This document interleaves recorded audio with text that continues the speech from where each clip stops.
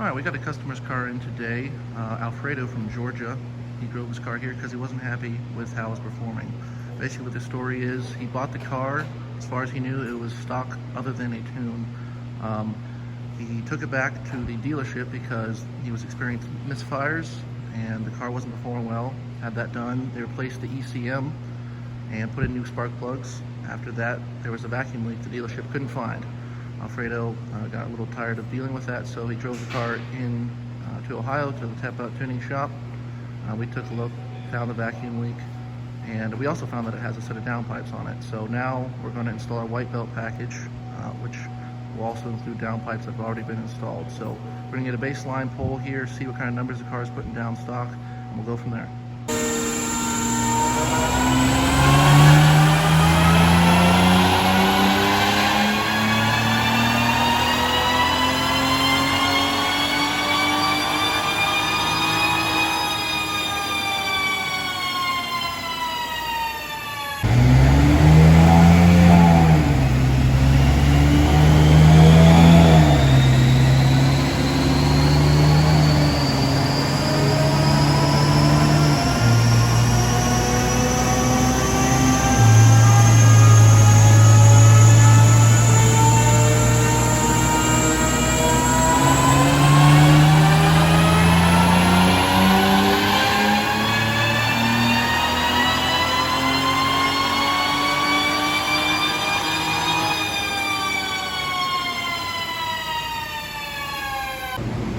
So here we have Alfredo's baseline numbers.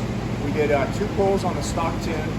Most of these cars with A8 transmissions are about 390 to 430 at the wheels on the baseline.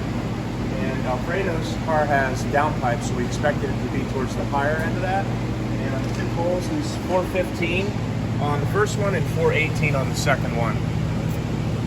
Right about where we'd expect. If you notice, his factory air fuel is about 12 to 1. And around 5,600, it gets 20% richer for some reason. If you look at the factory tune that's in the car right now, it has catalyst protection enabled. Catalyst overtemp is enabled, and when that happens, it enriches by about 20%, and that's what's causing the air fuel to go so rich here. Looking at the data scan from Alfredo's stock pull, pretty much what we're used to seeing. Knock retard here all through the pull, anywhere from a half to about 3 degrees of knock retard, the red line here. A little bit of throttle closing at the top.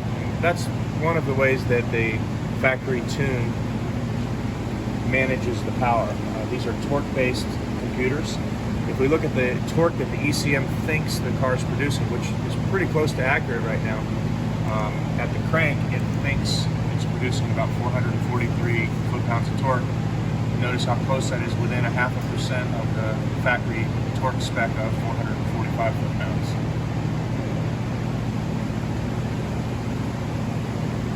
Also notice in this data scan that his intercooler is not working at all. Here's manifold air temp. And throughout the pull, this should never be above 150, but it should be dropping during the pull as air moves over the intercooler. It starts at 150 at the beginning of the pull, 55, by the end of the pull it's at 160. So his intercooler is either out of fluid and or his pump's defective.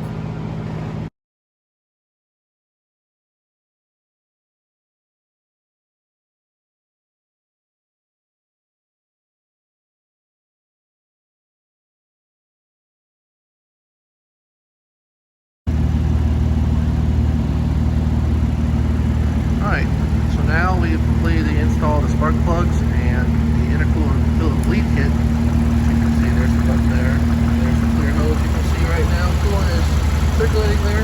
We found that it holds 3.3 quarts of fluid in the intercooler, and it had about 0.3 because it took 3 quarts, so it was bone dry, and because of that, the pump failed. So we also had to replace the pump. So this is our white belt package with the addition of downpipes and a replaced intercooler pump. We're going to do a first pull here with our baseline tune and see what kind of numbers it makes. We have first pull on our baseline tune.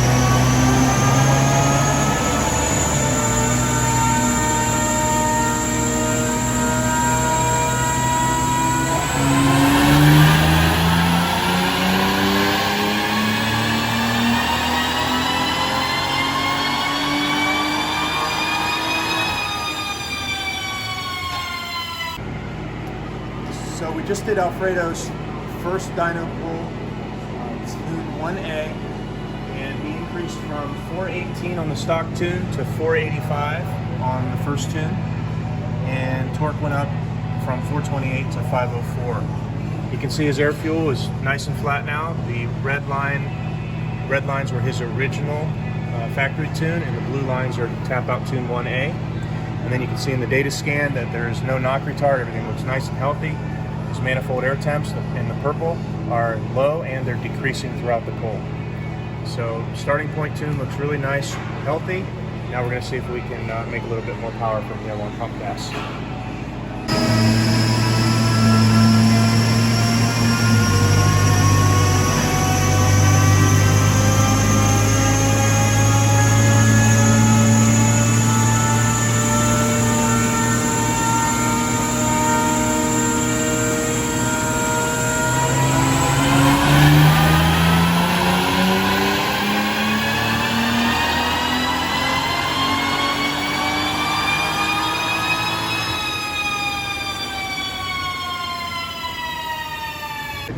So we ended up making 4 minor tune edits here once we had the starting point tune in place, and we made 5 pulls.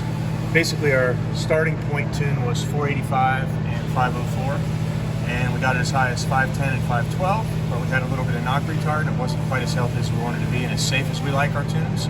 We ended up with 502 peak horsepower and 511 peak torque. And our peak torque and our peak horsepower didn't really change much from our starting point tune, but in our mid-range we're able to add 30, 40 foot-pounds more torque and power, so that's something the customer's really going to feel. So here we've got overlaid Alfredo's stock tune, baseline numbers of 418 and 428 torque, compared with the final tune, 502 peak horsepower, 511 torque. And although when you look at that, you might say that's an 84 horsepower improvement, which is really impressive. Throughout the power band, it's even more. For example, at 6100, the horsepower difference is about 111 horsepower difference. It's going to be a completely different car now.